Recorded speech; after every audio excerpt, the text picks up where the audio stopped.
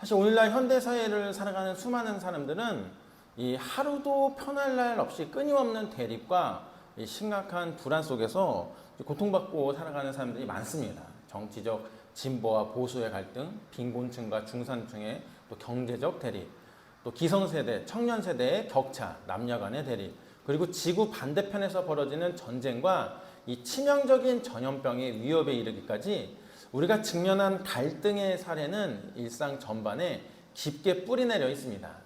이 사람들은 이러한 불안의 원인을 단순히 불공정한 사회 제도나 경제적 불평등 혹은 외적인 환경 탓으로 돌리며 이 해결책을 찾으러 애쓰는데요. 그러나 인간은 사실 여러 가지 문제의 겉증상일 뿐 인간이 경험하는 모든 삶의 비극과 깊은 갈등의 근본적인 원인은 이 피조물인 인간이 창조주 하나님과의 관계에서 끊어져 스스로 삶의 주인 노릇을 하려는 죄에 있다라는 것입니다.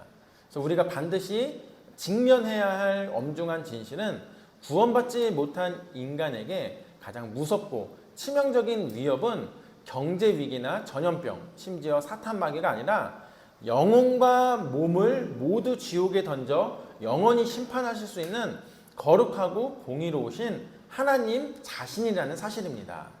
많은 이들이 하나님을 그저 나의 편안함과 성공을 도와주는 친근한 도구로 착각하지만 하나님은 인류의 죄에 대해 날마다 분노하시는 공의의 재판장이십니다. 만약 여러분이 삶을 짓누르는 깊은 갈등과 또 언제 찾아올지 모르는 죽음의 공포에서 벗어나 진정한 내면의 평안을 얻고 싶으시다면 지금 이 사실에 반드시 귀 기울여야 합니다. 나 자신이 삶의 주인이 되어 살아가던 교만과 죄를 깨닫고 십자가에서 나의 모든 수치와 형벌을 대신 담당하신 예수 그리스도를 삶의 유일한 주와 구원자로 영접하여 하나님과 화목한 관계를 회복하는 것만이 이 삶의 모든 비극을 끝내는 유일한 열쇠라는 것입니다. 이 삶의 주인을 나에게서 예수 그리스도로 바꿀 때에 비로소 여러분은 인생의 근본적인 갈등을 소멸시키고 세상이 줄 수 없는 영원한 참된 생명과 이 참된 자유를 누리게 될 것입니다. 그렇다면 이러한 영적 해답을 온전히 이해하기 위해 우리가 반드시 확인해야 하는 성경적 근거는 무엇일까요? 첫째는 성경이 정의하는 죄의 본질은 단순한 도덕적 방법이나 이 사회적 주변 위반이 아니라 이 피조물이 하나님처럼 되어 스스로를 삶의 주인이 되는 것입니다. 창세기 3장 5절에서 뱀이 인간을 유혹할 때 선악과를 먹으면 눈이 밝아져 하나님과 같이 될 것이라고 말했던 것처럼 죄의 뿌리는 내가 주인 되어 내 뜻대로 내 욕심대로 내 기준에 따라 선과 악을 판단하는 데에 있다는 것입니다. 하나님이 옳다고 하셔도 내 마음에 들지 않으면 악으로 여기고 하나님이 하지 말라고 하셔도 내 기분에 맞으면 이 선으로 여기는 태도가 바로 모든 갈등과 비극을 유발하는 죄의 핵심입니다. 이로 인해 인간은 하나님과의 영적인 관계가 단절되는 영적 죽음의 상태에 떨어지게 되었습니다. 둘째는 인간에게 가장 두려운 존재는 세상의 위협이나 마귀가 아니라 공의의 하나님이십니다. 마태복음 10장 28절에서 예수님께서는 몸은 죽여도 혼은 죽이지 못하는 자들을 두려워하지 말고 오직 혼과 몸을 둘 다 지옥에서 멸하실 수 있는 분을 두려워하라고 명령하셨습니다. 사실 세상을 살아가며 느끼는 질병, 전쟁, 경제적 위기 등 길어야 몇십 년에 육신에만 영향을 주는 일시적인 위협에 불과하지만 이 거룩하신 하나님의 법을 어긴 인간이 받게 될 심판은 영원 무궁한 지옥의 형벌입니다. 그래서 히브리서 12장 29절에 기록된 바와 같이 우리 하나님은 거룩함에 합당하지 않는 모든 것을 태워버리시는 소멸하는 불이시며 사악한 자에게 날마다 분노하시는 공의의 통치자이십니다. 세 번째는 이 공의와 사랑을 동시에 완벽하게 충족시키는 유일한 해결책은 예수 그리스도의 대속적 십자가 죽음과 부활입니다. 로마서 5장 12절과 야고보서 1장 15절이 증언하듯 이 죄의 결과는 반드시 사망과 심판이어야 합니다. 인간 스스로는 자기가 지은 죄의 싹을 치를 수 없기에 이 영원한 형벌에 처해질 수밖에 없었으나 하나님께서는 독생자 예수 그리스도를 이 땅에 보내셨습니다. 그래서 베드로전서 3장 18절에 따르면은 의로우신 그리스도께서 불의한 우리를 대신하여 단 한 번 죄들로 인해 고난 받으시고 육체 안에서 죽임을 당하신 것은 우리를 하나님께로 데려가 화목하게 하려 하심입니다. 그래서 죄 없으신 예수님이 십자가에서 우리가 받아야 할 하나님의 공의로운 진노와 수모, 심판을 단번에 대신 받으심으로써 거룩한 공의가 만족되고 우리에게 구원의 길이 열리게 되었다라는 것입니다. 이러한 성경적 근거가 우리의 실제 삶과 역사 속에서 어떻게 구현되었는지 구체적인 예시를 통해 살펴보겠습니다. 이 첫 번째 예시는 누가복음 15장에 등장하는 탕자의 비유는 하나님을 떠난 인간의 죄와 그 비참한 결과를 명확하게 보여줍니다. 둘째, 아들은 아버지가 아직 살아계심에도 불구하고 상속 재산을 요구했습니다. 이는 당시 문화에서 아버지가 죽기를 바라는 것과 같은 심각한 불효이자 모독이었는데요. 그래서 그는 아버지의 품을 떠나 멀리 가서 허랑방탕하게 자산을 탕진했고 결국 극심한 흉년 속에서 이 돼지가 먹는 지엄 열매조차 마음대로 먹지 못하는 극심한 빈곤과 수치 속에 떨어졌습니다. 자신이 주인 되어 살고자 했던 죄의 결과는 이처럼 돼지보다 못한 영적 비참함과 죽음이었습니다. 그 다음 아버지가 보여준 사랑과 대속의 모습은 예수 그리스도의 십자가 은혜를 예표합니다. 탕자가 비참한 모습으로 돌아올 때 아버지는 아직 거리가 먼데 달려가 그의 목을 안고 입을 맞추었습니다. 당시 유대 율법상 아버지를 모독하고 이 재산을 탕진한 자식은 마을 입구에서 주민들의 돌에 맞아 죽어야 했습니다. 그러나 아버지는 마을 사람들이 돌을 던지기 전에 먼저 달려가 아들을 감싸 안았습니다. 자신이 아들 대신 돌을 맞겠다는 각오였으며 자식의 수치와 죄의 벌을 자신이 대신 당하겠다는 사랑의 행동이었습니다. 이처럼 죄는 우리가 지었지만 그 수치와 조롱, 십자가의 저주는 죄 없으신 예수님이 대신 담당하셨다라는 것입니다. 셋째는 탕자의 형인 큰아들의 모습은 겉으로는 도덕적이고 성실해 보이지만 속으로는 자기가 주인 되어 사는 또 다른 형태의 죄인을 보여줍니다. 큰아들은 아버지 집에서 명령을 어긴 적이 없이 열심히 일했다고 자부했습니다. 하지만 동생이 들어와 잔치가 열리자 화를 내며 잔치에 들어가기를 거부했습니다. 그는 동생을 불쌍히 여기는 아버지의 마음에는 전혀 관심이 없었고 자신이 얼마나 성실하게 일했는가 하는 자신의 의와 보상에만 집착했습니다.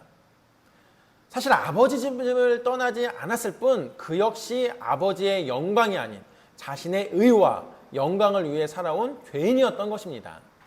오늘날 교회 안에서도 자신의 도덕적 성실함이나 종교적 행위를 자랑하며 정작 하나님의 마음과 복음의 본질을 깨닫지 못하는 모습이 바로 이 큰아들의 예시입니다. 그렇다면 인간이 겪는 이 깊은 갈등의 구조와 대속의 은혜는 과연 어떤 원리와 기원에서 시작된 것일까요? 갈등이라는 단어의 한자적 기원을 살펴보면은 칡갈자와 등나무 등자가 결합된 것입니다. 칡나무는 왼쪽에서 오른쪽으로 시계 방향으로 감아 올라가는 성질을 가지고 있고 등나무는 오른쪽에서 왼쪽으로 반시계 방향으로 감아 올라가는 성질을 가지고 있습니다. 이 두 나무가 한데 얽히게 되면 서로 다른 방향으로 꼬여서 도저히 풀 수 없을 정도로 복잡하게 뒤엉키게 됩니다. 이처럼 서로의 목적과 기준이 충돌하여 풀기 어렵고 꼬여버린 상태를 갈등이라고 부릅니다. 인간관계나 개인 내면의 심리적 대립 역시 자신이 기준이 되어 서로 다른 방향을 고집할 때 일어나는 어긋남에서 기원합니다. 그래서 성경적 관점에서 죄와 갈등의 영적 기원은 하나님의 피조물이 자신의 위치를 벗어나 교만해진 사건에서 시작되었습니다. 우주 공간에서 최초로 발생한 죄는 하나님처럼 높아지려 했던 천사의 교만이었으며, 인간 세상에 죄가 들어온 기원 역시 아담과 하와가 하나님의 말씀보다 자신의 판단을 위해 두고 하나님과 같이 되고자 했던 교만함이었습니다.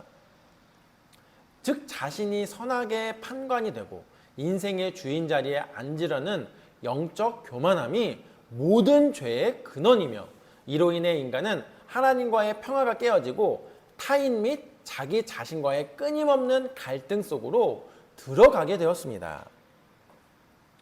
그래서 구원과 대속의 원리는 하나님의 완전한 공의와 무한한 사랑의 결합에 기반하는데요. 이 거룩하신 하나님은 죄를 결코 유야무야 넘기실 수 없으므로 반드시 형벌하셔야 합니다. 그러나 한정된 피조물인 인간 한 사람의 죽음은 자기 자신의 죄값조차 다 치르지 못하는 한계를 가집니다. 반면 이 땅에 오신 예수 그리스도는 창조주 하나님 자신으로서 무한한 가치와 생명을 지니신 분이십니다. 따라서 죄 없으신 주님이 이루신 십자가 희생은 단 한 번의 드림으로 인류 전체의 죄를 완전히 사고도 남는 무한대의 가치를 지닌다라는 것입니다.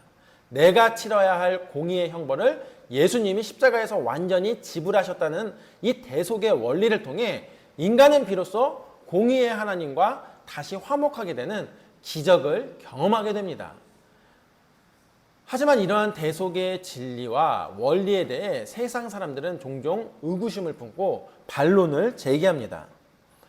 사실 많은 사람들은 이러한 진리에 대해 여러 가지 반론을 제기하는데요. 그 첫째로 나는 법을 잘 지키고 도덕적으로 살아왔으며 누구에게도 피해를 주지 않았다는데 왜 나를 죄인이라 부르냐? 라고 하며 하나님의 심판 대상이 아니다라는 반론입니다. 그러나 인간이 정한 도덕적, 법적 기준은 상대적이고 불완전합니다. 하나님의 절대적인 기준 앞에서는 마음속의 교만, 탐욕, 미움, 그리고 무엇보다 창조주 하나님을 인정하지 않고 자신이 주인 되어 살아온 인생 자체가 치명적인 죄입니다. 그래서 로마서 3장 10절이 선언하듯 의인은 없나니 단 한 사람도 없으며, 인간의 도덕적 행위는 하나님 보시기에 더러운 누더기와 같다라는 거예요. 둘째는 하나님은 사랑이신데 어떻게 인간을 지옥에 보내며 공포의 대상이 될 수 있는가라는 질문인데요. 하나님은 그저 나를 이해해주고 복을 주는 친근한 친구여야 하지 않는가라는 반론입니다.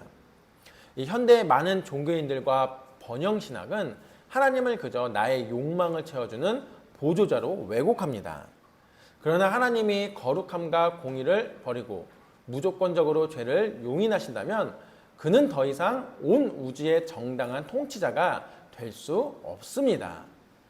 즉 하나님의 사랑은 공의를 무시하는 유약한 감정이 아니라 죄에 대한 엄정한 심판을 예수 그리스도의 십자가에 쏟아 부으심으로써 공의를 완전히 성취하신 연후에 우리에게 도달하는 거룩한 사랑이라는 거예요. 따라서 성경이 제시하는 유일한 대안은 하나님에 대한 거룩한 두려움, 즉 경외함을 회복하고 삶의 주인을 바꾸는 회개입니다. 그래서 잠언 9장 10절은 주를 두려워하는 것이 지혜의 시작이요 거룩한 분을 아는 것이 명철이라고 말씀합니다. 하나님을 진정으로 두려워할 때 비로소 우리는 자신이 처한 비참한 실상을 깨닫고 은혜를 구하게 됩니다. 그래서 일시적인 세상의 위협이나 육신의 건강에만 집착할 것이 아니라 영혼과 몸을 지옥에 멸하실 수 있는 하나님 앞에 겸손히 엎드려야 된다라는 것입니다. 즉 내 인생의 운전대를 내가 잡고 삶에서 내려와 나를 위해 십자가에서 죽으시고 부활하신 예수 그리스도를 내 삶의 참된 주인으로 모셔드리는 영접이 삶의 모든 문제에 대한 성경적 대안이라는 것입니다. 이제 결론을 맺겠습니다. 인간 삶에 존재하는 수많은 갈등과 불안을 해소하고자 수많은 철학, 사상, 사회제도가 제시되어 왔지만 그 어느 것도 인간의 깊은 내면적 고독과 죽음의 공포, 관계의 뒤엉킴을 근본적으로 해결하지 못했습니다. 그 이유는 인간 문제의 본질이 이 기술이나 제도의 부족에 있는 것이 아니라 하나님과의 관계가 깨어진 영적 질서의 파괴에 있기 때문입니다.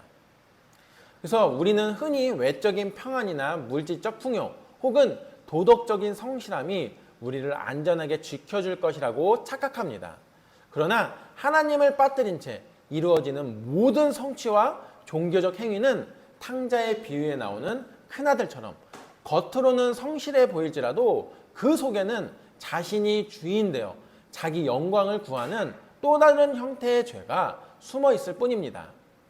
그러므로 공의의 하나님을 두려워할 줄 모르고 그분을 그저 내 소원을 들어주는 이 조력자로 격화시키는 현대사회의 무신론적 인본주의적 사고방식이야말로 인간을 가장 큰 위협 속에 방치하는 비극이다라는 건데요. 그러므로 진정한 삶의 회복과 자유는 나 자신이 중심이 되었던 삶의 보좌에서 스스로 내려오는 데에 출발합니다. 즉 내 판단과 내 경험이 선악의 기준이었던 교만을 버리고 십자가에서 나를 대신해 수치와 저주를 받으신 그 예수 그리스도의 대속 은혜를 겸손히 인정해야 합니다. 예수님을 단순한 성인이나 스승이 아닌 내 삶의 모든 권한을 가진 주님이자 내 죄를 사하신 구원자로 또 다시 오실 예수 그리스도가 우리를 천국으로 이끌어 주신다는 그 재림 예수님을 영접할 때 하나님과의 관계가 파괴되었던 관계는 즉시 복원될 수 있다는 것입니다. 하나님과 화목하게 더 이상 이 세상의 일시적인 위협이나 죽음의 공포에 매이지 않는다는 거예요. 그래서 삶의 순간마다 찾아오는 수많은 갈등 속에서도 내 고집을 내려놓고 하나님의 마음과 뜻을 구할 수 있는 영적 분별력도 갖게 될 수 있습니다. 그래서 돌아오는 이번 한 주도 하나님을 두려워하는 거룩한 지혜를 바탕으로 매일의 삶 속에서 주인을 바꾸는 영적 결단을 이어가셔서 어떠한 환경 속에서도 항상 기뻐하고 쉬지 않고 기도하며 범사에 감사하는 천국과 영생의 삶을 이 땅에서부터 누리게 되시는 우리 모두가 되기를 주님의 이름으로 간절히 축원드립니다.